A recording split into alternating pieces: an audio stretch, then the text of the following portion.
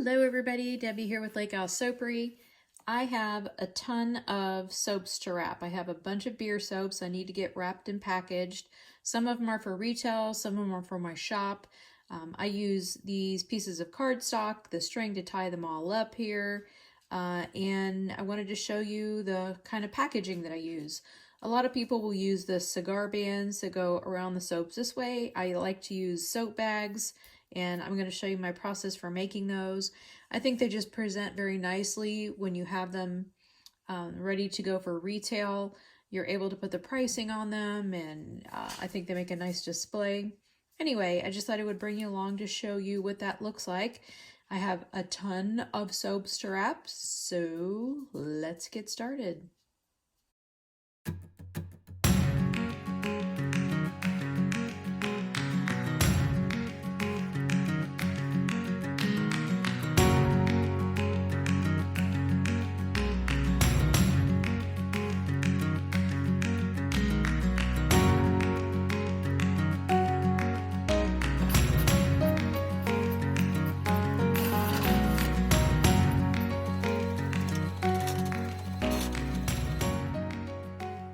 Alright, so we've got them all printed out, and the next step is to use my paper trimmer and my scoring tool to cut all these down to size so that I can get each individual soap wrapped. So I'll show you what I do with that.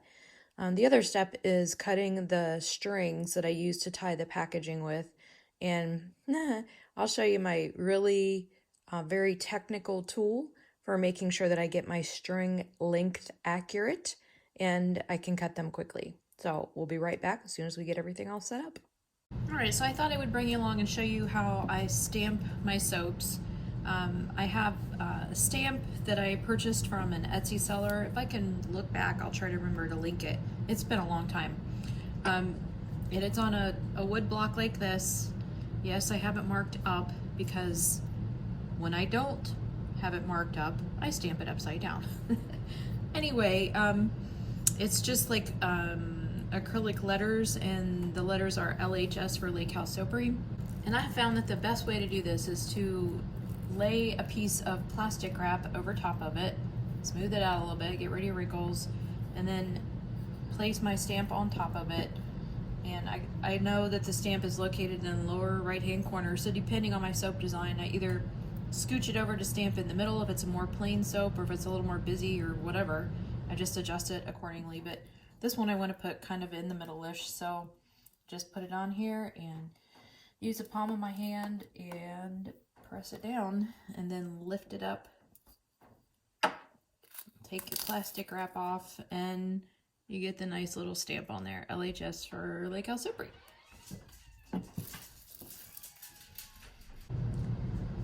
Alright, so I wanted to show you how you can do this if you don't know the exact measurements of your soap. If your soap is roughly 3 inches in width, you could use one piece of paper and get 2 soap bags with it. So what I'm going to do is I'm just going to cut it in half long way. So that's about 4 1/4. I have a paper trimmer, so I'm going to use that. Flip it over here.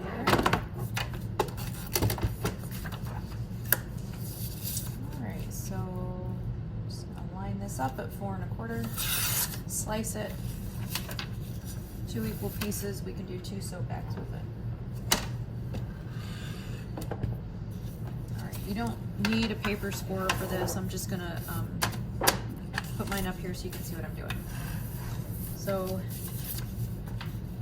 to get where you want your soap to set in the middle, like create the bottom of the bag, you just want to put your piece of paper down, scoot your soap up toward the top, fold the bottom up to just where the soap is, fold it, open it, flip your piece of paper around, put your soap back up here,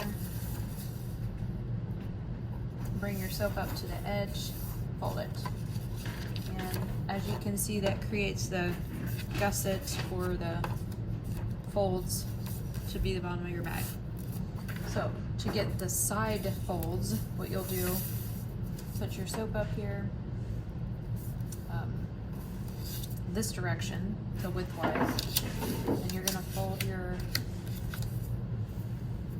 sorry, wrong way.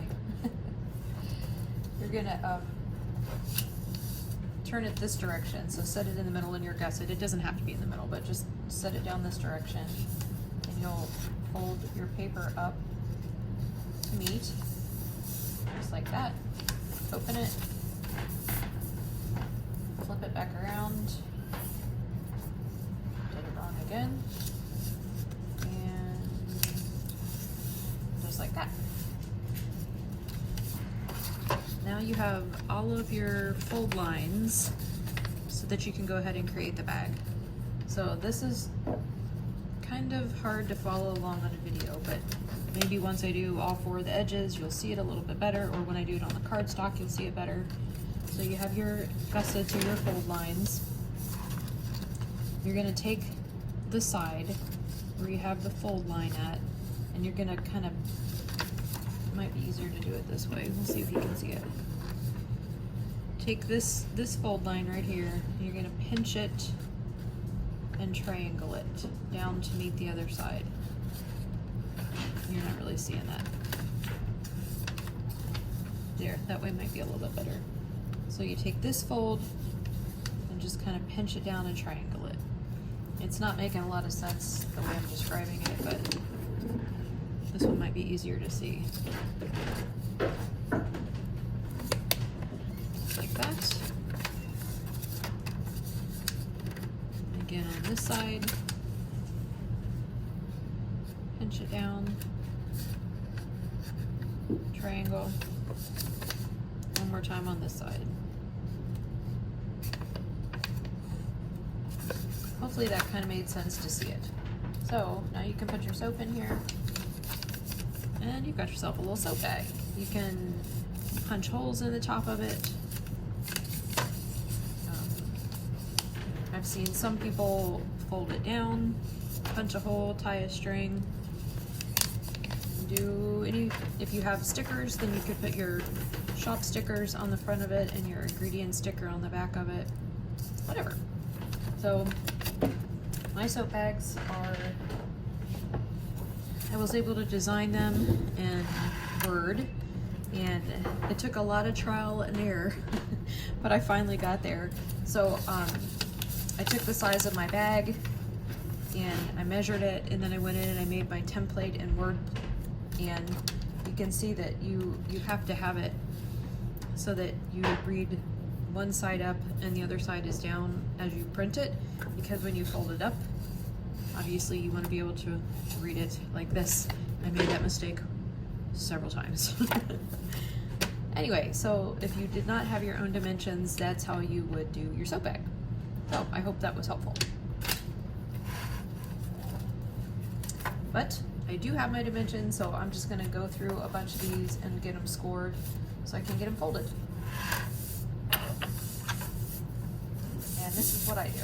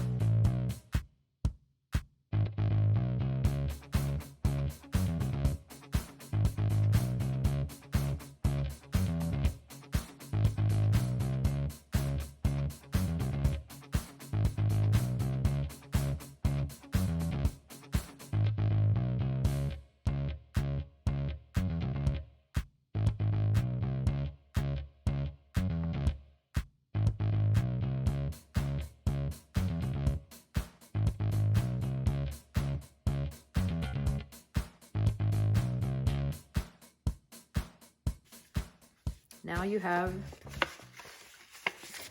your soap bag. Cute. So I make all my labels similar to this right now. I was thinking this year I may change the logo on the front to something more general. So maybe I could have these printed up more kind of in advance. I don't know. I don't know what I'll do. I might change something up. But anyway, so this should fit my soaps perfectly. So I'm going to take one of my beer soaps, my Buckeye Lake Brewery beer soaps. It fits right inside of there. And there you go. So I'm going to take one of my little strings. I get these at the Dollar Tree. It's Dollar Tree has the twine. They have it in green, and then they have it in this neutral color like this. And with my aesthetic, I like that neutral color better. So I fold it in half. This is just my method, so I don't have to tie bows on each one individually and the string stays in. I just fold it in half like that, flip it through, loop it, and pull it like this. I can do a bunch of these, quickly set them to the side and not have to worry about tying the bows, and then go back at the end and tie all the bows. I'm a terrible bow tire, and yeah, it takes me a while. So anyway, what I would do is just give them a tie, and there it is. That is my Buckeye Lake Brewery. A lot of times I use craft paper on these. I was out of the appropriate weight craft paper. It was driving me crazy that it wasn't printing appropriately, so I just switched over to this cream copy paper or medium weight cardstock paper. I think it did just a nice job and looks really cute. All the ingredients and everything are listed on the back. Pricing is ready for a craft fair or for retail, depending on what you want to do with it. So all ready to go. So I'm gonna go ahead and fold this real quick, and then I'll show you my string cutting machine. You guys are gonna be like so impressed. It's so extremely technical. I worked tirelessly. Not really. Anyway, I needed a way. I go through lots of strings, and like cutting and holding and pulling each string was like really driving me insane. So I needed a way to like measure and cut better. So here we go. I'll show you what that looks like. Here's another one. I'll get this all tied. Yay. All right, so my string cutter thingy. Here we go. This is it. So the way this guy works is, let's see, this is the same type of twine, but this is a Hobby Lobby version. So I decided how long I wanted my strings.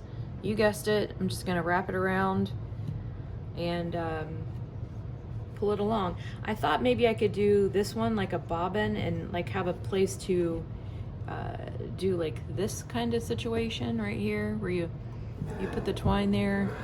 Let me turn it this way. And then pull it down. But what I found is the more, it's kind of hard to get us all in frame, the more strings you have, the harder this is to pull along. It doesn't really want to stay on there very well. So that didn't end up working out well. So what I ended up doing was just basically holding, whew, get off of there. Basically just, yeah, holding it like this and wrapping it around my nails. This way, all of my strings are measured to exactly the same length. I think it's important if you are in a show, you want your packaging to look consistent. And I like to have all of my bows and the strings on the bows look roughly about the same length. Again, I just think it for aesthetics purposes, I just I want it all to look very similar. And a lot of people around the lake here, luckily, like my soaps, and they purchase them and they are display pieces in their bathroom.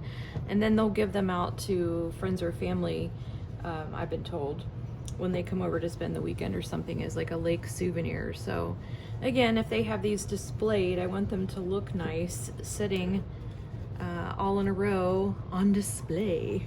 So anyway, that's enough for now. So I do all that. I take my trusty scissors, my Tim Holtz scissors. These things cut anything. Just gonna snip it and then snip it down the sides.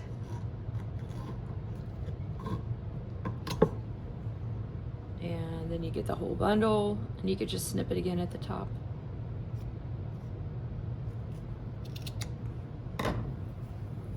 And now I have a whole bunch of strings ready to go for my packaging. So that's it. This is one of the things that my nephew Alex helps me with. He helps me twist the strings on here, and then his dad will go back and cut them for him. And yeah, they're part of the process. Another thing, other things that I use to wrap here, I'll take you off the tripod. This is my other drawer of things that I tend to wrap with. I have little bits of lace, and depending on the soap, like Valentine's soap had some red ribbons, and the Christmas soaps will sometimes have that green twine. I have a retail account, and they're very vintagey, kind of, they're called Gallery of Dreams, and very dreamy, you know, lace and beautiful vintage items in their shop, clothes, beautiful. So I use a lot of these types of trims as ties on the tops of their soaps. I'll try to remember to insert a picture of what that looks like, but and they have their own packaging that I make for them. Black ribbons, I have raffia, I think that's how you say it. So this is, oh, and then just like a cotton twine, depending on what I do. So this is just a small drawer. I have a larger drawer of some ribbons that I also use, but these are my go-to, and they stay really close here to my work surface, so they're always close at hand. All right, back up on the tripod. Sorry if the lighting is off. My studio is in the back part of our basement, and there's a lot of light down here, but it's not always easy to film because I can't get the angle of the lights where I need it on my most open work surface right now. I got a lot going on, so my surfaces are kind of crazy. Anyway, so one more string on this, and then yeah, I'm just gonna get to work and cut the rest of the bags and get these soaps wrapped so I can get them restocked in my shop. Also, depending on where I'm sending these, if it's somebody that orders online, they know how to get a hold of me because they're ordering online. But if I take these to a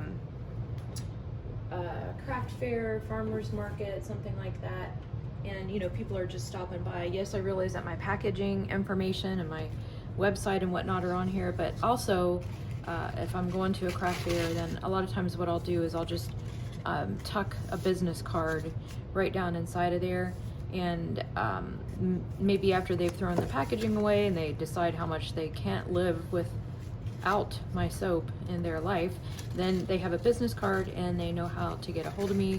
It also has my Instagram, Facebook, all of that stuff on there, so you know, they can follow along and watch for new releases or any of those types of things if they choose to do that. So yeah, but I don't do it in all of them because, you know, not everybody needs a business card. So there, that's my bow, silly bow. That's my packaging, and now I can go ahead and get these on the shelf. They're ready to go over on my shelf for easy pick and inventory. Another thing that sometimes I'll do on the bottom of these, if I'm getting them ready for retail, I'll go ahead and print the cure dates on the bottom of these, and if the store wants them, instead of me keeping them here, then I just put the cure dates on the bottom of them. They're already packaged. I don't have to worry about shrinkage with the packaging because the way the package is designed, I know each time they're going to be consistent. but the store can have the cure dates on the bottom of it so they know when they can go ahead and put them out on the shelf. So that's another thing that I do with these, just a little trick there. All right, let's go ahead and get the rest of these folded and packaged up and ready to go.